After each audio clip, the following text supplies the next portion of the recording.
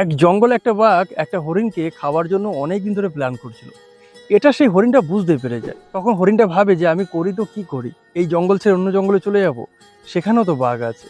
আর এই জঙ্গলে থাকলে আমি বাঘের সাথে লড়াই করতে পারবো না। এই ভাবনা মাথায় নিয়ে হরিণ যখন জঙ্গলে ঘুরছে আর খাবার খাচ্ছে, তখন হরিণ দেখলো যে বাঘ মারার জন্য একদল চোরা শিকারী ফাঁদ বেঁধেছে।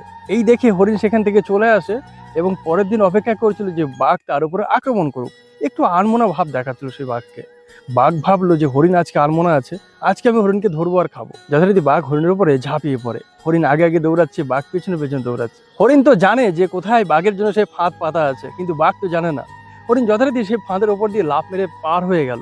বাঘ তো জানতো না, বাঘ সেই ফাঁদে পড়ে গেল।